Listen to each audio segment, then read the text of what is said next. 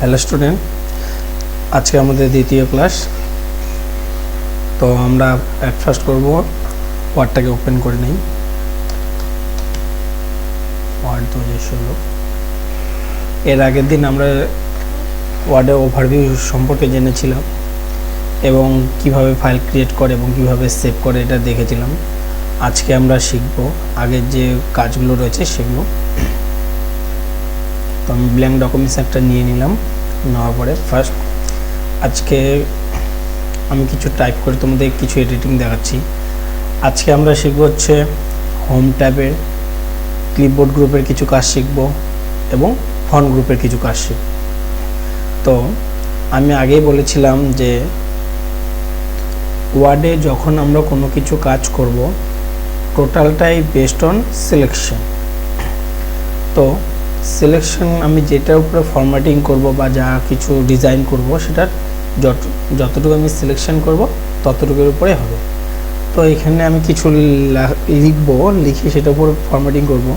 তার থেকে আমি তোমাদেরকে একটা সহজ বুদ্ধি দিচ্ছি যে ইকুয়াল সাইন লিখে RAND লিখে শিফট টিপে ফার্স্ট এবং সেকেন্ড ব্র্যাকেট ক্লোজ করে দিলাম।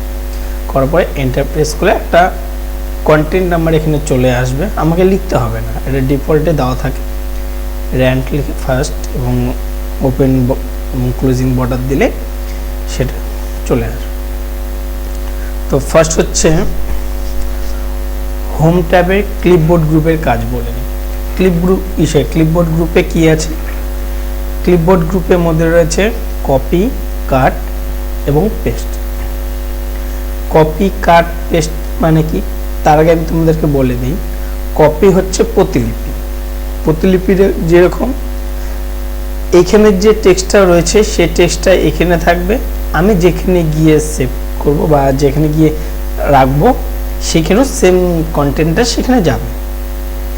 আর কাট হচ্ছে কি? কাট হচ্ছে ওয়ান কাইন্ড অফ মুভ, মানে আমি চাচ্ছি যে এখান থেকে এই ডকুমেন্টসটাকে আমি কাট করে আমি নিচে নেব, তাহলে কি করছি? এই ডকুমেন্টসটাকে মুভ করে আমি নিচে নিতে পারছি। তো সেটা আমি আজকে তোমাদেরকে দেখাচ্ছি। ফার্স্ট দেখাবো হচ্ছে কপি।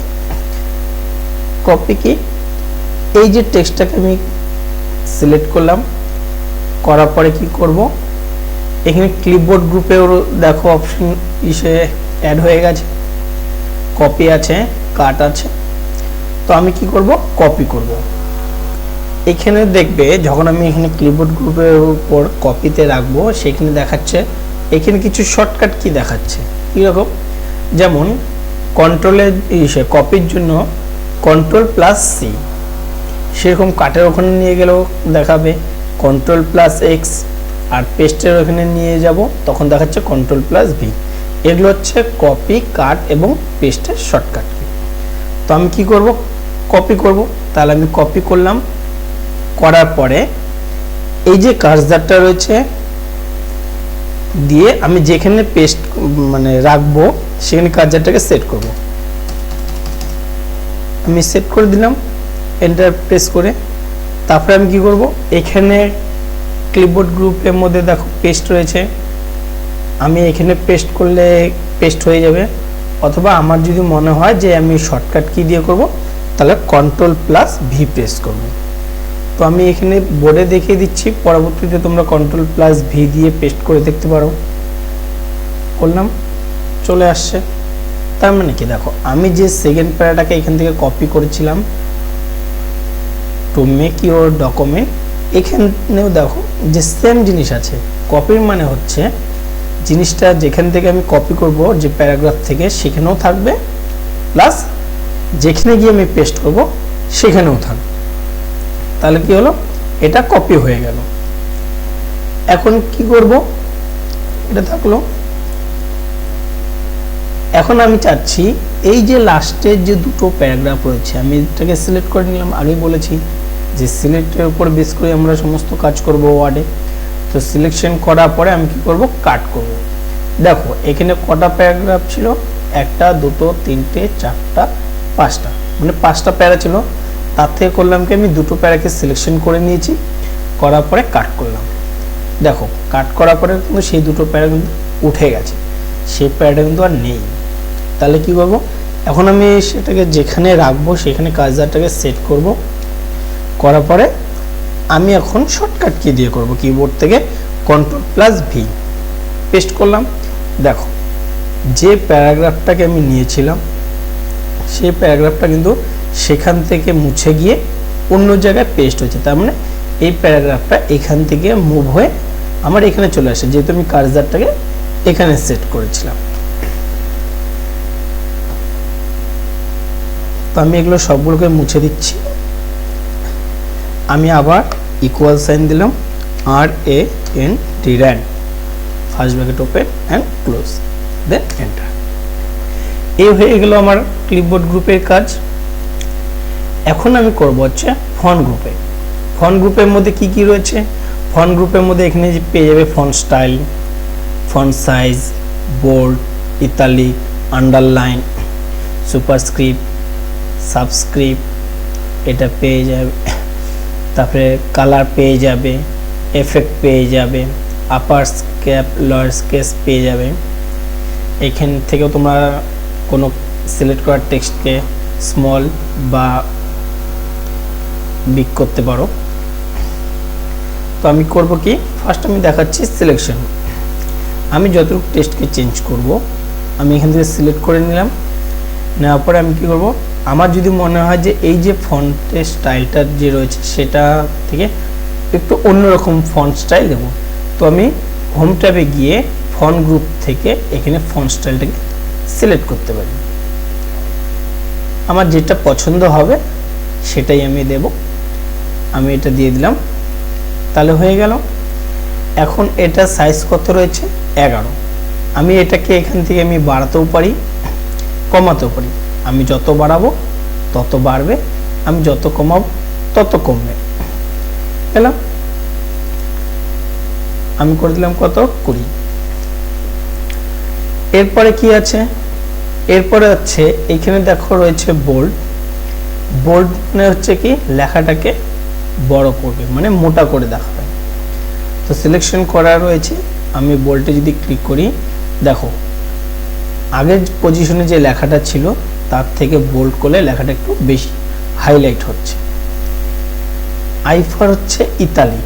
ইতালিক মানে কি, লেখাটা একটু বেঁকে যাবে। তাহলে আমি ইতালিক করে দিলাম, দেখো বেঁকে গেল। তারপরে রয়েছে কি, আন্ডারলাইন।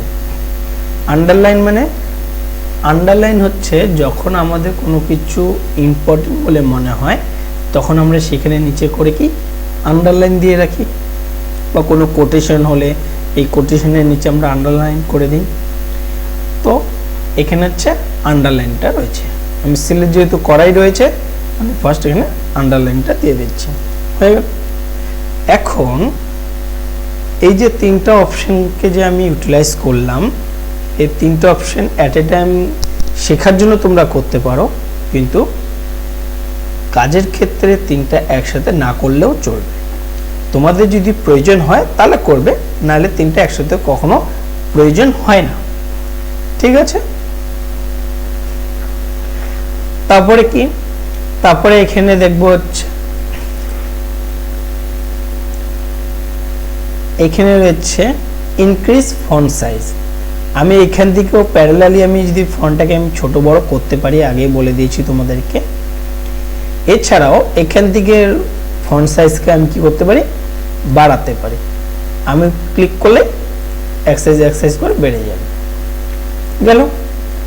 এখানে হচ্ছে ডিসক্রিজ। ডিসক্রিজ হচ্ছে কি, ফন্ট সাইজটা ছোট হয়ে যাবে। এখানে পাশে দেখতে পারো যে তোমাদের শর্টকাট কিটাও দেওয়া রয়েছে, তো শর্টকাট কি দিয়ে তোমরা করতে পারো, হয়ে গেল। এখন হলো এখানে হচ্ছে দেখো চেঞ্জ ক্যাশ কিরকম, আমরা দেখতে পাচ্ছি যে এখানে সাপোজ মনে করো এই টেক্সটটা আমি এতটুকুকে যদি আমি সিলেক্ট করলাম, এই সিলেক্টিং টেক্সটটা এখানে অ্যাজ পার রিকোয়ারমেন্ট অনুযায়ী যেখানে ক্যাপিটাল দরকার সেখানে ক্যাপিটাল রয়েছে, যেখানে স্মল লেটার দরকার সেখানে স্মল লেটার রয়েছে। কিন্তু আমার যদি মনে হয় যে আমি এটাকে পুরোটাই ক্যাপিটাল করব, বা হয়তো দেখা গেল যে আমি ওয়ার্ডে কোনো কিছু লিখেছি সবটা স্মল লেটার হয়ে গেছে, আমাকে সেটা ক্যাপিটাল করতে হবে, তাহলে আমাকে কি করতে হবে, সম্পূর্ণটা মুছে দিতে হবে, মুছে দিয়ে আমাকে আবার ক্যাপিটালে লিখতে হবে। কিন্তু ওয়ার্ডে এটা করার কোনো দরকার নেই। ওয়ার্ডে তুমি যদি স্মল লেটার ভুল করে লিখেও ফেলো, তোমার যতটুকু দরকার হবে তুমি ততটুকু সিলেকশন করে নেওয়ার পরে হোম ট্যাবে যাবে, হোম ট্যাবে যাওয়ার পরে যে কেসে যাবে, চেঞ্জ কেসে গিয়ে এখানে ক্লিক করবে, করার পরে এখানে দেখো একটা হচ্ছে sentence case, lower case, upper case. Sentence case মানে হচ্ছে যেখানে তোমার প্রয়োজন হবে ক্যাপিটাল লেটার সেখানে ক্যাপিটাল লেটার দেবে অ্যাজ এ সেন্টেন্স যেমন হয়। লোয়ার কেস হচ্ছে পুরোটাই লোয়ার কেসে হবে, মানে ছোট হাতের হবে, আর আপার কেস হচ্ছে পুরোটাই ব্লক লেটার বা ক্যাপিটাল লেটার হবে। তো আমি দেখিয়ে দিচ্ছি, যেহেতু এটা সেন্টেন্স রয়েছে একটা, এই জন্য সেন্টেন্স কেস দেখাচ্ছি না, তোমাদের লোয়ার কেস দেখাচ্ছি। লোয়ার কেসে ক্লিক করলে দেখো যেহেতু থেমসের প্রথমটা ক্যাপিটাল টি ছিল সেটা টোটালটাই স্মল লেটার হয়ে গেছে। আবার আমি গেলাম, যাওয়ার পর যদি আবার কেসে করি তাহলে দেখব যে যতটুকু আমি সিলেকশন করেছিলাম টোটালটাই কি হয়েছে, ক্যাপিটাল লেটারে হয়ে গেছে। তোমরা যদি কেউ 2007-10 করে থাকো বা 7 করে থাকো তাহলে এই অপশনগুলো তোমরা সেখানেও পেয়ে যাবে। 16 এটা আপডেট ভার্সন, কিছু কিছু জায়গায় এর চেঞ্জেস রয়েছে। হলো, এরপরে রয়েছে কি ফন্ট কালার। ফন্ট কালার জন্য কি করব আমি, এই দেখো এখানে যে একটা এ লেখা আছে, এর নিচে কালারটা রয়েছে, নিচে দেখাচ্ছে যে ফন্ট কালার। তার মানে আমি যতটুকু টেক্সটটাকে সিলেকশন করব ততটুকুর মধ্যে কি হবে, সেই টেক্সটের যে কালারটা থাকবে সেই কালারটা চেঞ্জ হয়ে যাবে। যেমন এখানে রয়েছে কি ব্ল্যাক, আমি এখানে যদি রেড করে দিই তাহলে দেখো টেক্সটটা কিন্তু রেড হয়ে গেছে। এখানে করবে কি, সাইডের যে ডাউন অ্যারোটা আছে এখানে ক্লিক করার পরে এখানে নানান ধরনের কালার তুমি পেয়ে যাবে, তোমার পছন্দ মতো তুমি সেটা সেখানে দিয়ে দেবে। তোমার ইয়েলো মনে হলে yellow, black, blue, grey, green, যেটাই মনে হবে তুমি সেটা দিয়ে দিতে পারো। তার ঠিক তার পাশে রয়েছে কি text highlight colour. Text highlight colour কি, আর ঠিক তার পাশে রয়েছে টেক্সট এফেক্ট। আমি টেক্সট হাইলাইট কালারটা বলছি। হাইলাইট কালার বলতে যতটুকু টেক্সট আমি সিলেকশন করব তার ব্যাকগ্রাউন্ডে মানে পেছনে যে কালারটা সিলেক্ট করব সেই কালারটা উইথ টেক্সট সেটা কি হবে, হাইলাইট হয়ে থাকবে। তো আমি এখান থেকে টেক্সট অলরেডি সিলেক্ট করাই রয়েছে, আমি টেক্সট হাইলাইট কালারে গেলাম, যাওয়ার পরে আমি এখানে টেক্সট দিয়ে দিলাম। তোমরা দেখতে পাচ্ছ যে এখানে কিন্তু সেই হাইলাইটেড কালার অনুযায়ী সেটাকে চেঞ্জ করছে। আমি দিয়ে দিলাম, তাহলে কি হলো, এখানে আমার টেক্সটের ব্যাকগ্রাউন্ডটা কালার হলো এবং ফন্টটাও চেঞ্জ হয়ে গেল, মানে ফন্ট কালারটাও চেঞ্জ হয়ে গেছে। এখন রয়েছে কি টেক্সট এফেক্টস। টেক্সট এফেক্টসে গিয়ে ক্লিক করার পরে এখানে নানান ধরনের ভিউ রয়েছে, সেই ভিউটা তুমি তোমার নিজের মতো করেও সেটা দিতে পারো। অ্যাজ পার যতটুকু তুমি সিলেকশন করবে ঠিক ততটুকুই হবে। তো আমি এখানে দিয়ে দিলাম, সিলেক্ট করার পরে টেক্সট এফেক্টে গিয়ে আমি দিয়ে দিলাম। দেখো তোমরা যদি লক্ষ্য করো, দেখো এই যে টেক্সটটা যে সিলেক্ট করেছিলাম তার নিচ দিয়ে কিন্তু সে এফেক্টটা দেখাচ্ছে, মানে 3D মতো এফেক্ট দেখাচ্ছে। এরপরে আমরা যাচ্ছি superscript and subscript. Superscript and subscript কি, সুপারস্ক্রিপ্ট এবং সাবস্ক্রিপ্ট হচ্ছে এমন এক ধরনের অ্যালফাবেটিক চেঞ্জ যেখানে আমরা অ্যাজ পার কোনো ফর্মুলা সেগুলোকে আমরা ইনবিল্ড করতে পারি। কীরকম, যেমন মনে করো H2SO4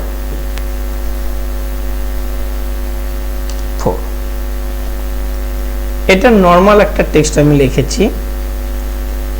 এখন এই টেক্সটটাকে যদি সুপারস্ক্রিপ্ট বা সাবস্ক্রিপ্ট করতে চাই তাহলে আমাকে কি করতে হবে, যেটাকে আমি সুপারস্ক্রিপ্ট করব বা সাবস্ক্রিপ্ট করব সেটা আমাকে সিলেকশন করে নিতে হবে। কি রকম, যেমন সাপোজ মনে করো H2SO4, 4টা কি হবে, 4টা হচ্ছে আমরা জানি অ্যাসপার ফর্মুলা অনুযায়ী 4টা নিচে হবে। তাহলে আমি টেক্সটটা লেখার পরে সিলেক্ট করে নিলাম, করার পরে হোম ট্যাবে যাব, হোম ট্যাবে গিয়ে ফন্ট গ্রুপে যাব, ফন্ট গ্রুপে যাওয়ার পরে এখানে দেখো এটা রয়েছে সুপারস্ক্রিপ্ট, এটা হচ্ছে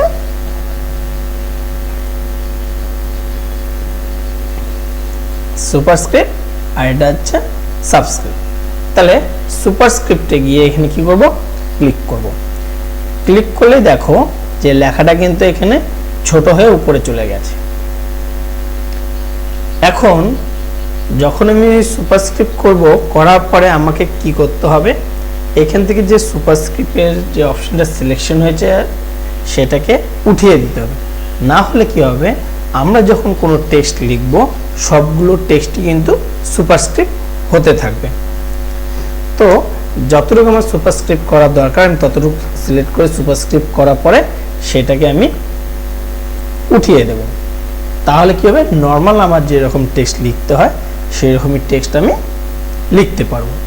সেম অ্যাজ সাবস্ক্রিপ্ট। এখন আমার যদি মনে হয় যে এই লেখাটাকে আমি একটু সাবস্ক্রিপ্ট করব, তাহলে আমি সেম অ্যাজ এটাকে সিলেকশন করলাম, করার পরে সাবস্ক্রিপ্ট করতে গেলে আমাকে কি করতে হবে, সেম অ্যাজ হোম ট্যাবে যাব, হোম ট্যাবে গিয়ে ফন্ট গ্রুপের মধ্যে এখানে পেয়ে যাচ্ছে আমি কি সাবস্ক্রিপ্ট। সাবস্ক্রিপ্ট করতে গেলে কি করতে হবে, আমাকে এখানে ক্লিক করতে হবে। সাবস্ক্রিপ্ট করলে দেখো লেখাটা নিচে চলে গেছে। সেম এর জন্য একই ফর্মুলা, যখন আমি সুপারস্ক্রিপ্ট বা সাবস্ক্রিপ্ট করব, করার পরে সেখান থেকে অপশনটাকে গিয়ে আমি সুপারস্ক্রিপ্ট বা সাবস্ক্রিপ্টটাকে উঠিয়ে দেবো। না হলে তারপরে যদি আমি কোনো টেক্সট লিখে থাকি তাহলে সেই টেক্সটটা কি হবে, সুপারস্ক্রিপ্ট আইদার সাবস্ক্রিপ্ট ভাবে লেখাটা হতে থাকবে, নর্মাল টেক্সট কিন্তু হবে না। তো আমি এখানে উঠিয়ে দিলাম, উঠিয়ে দেওয়ার পরে আমি যেমন লেখা সেরকম লেখাটা চলে আসলো। ঠিক আছে, তো থ্যাংক ইউ, আজকের জন্য এতটুকু থাক। এর পরবর্তী ক্লাসে আমরা আরও অন্য গ্রুপ বা অন্য টুল সম্পর্কে জানবো।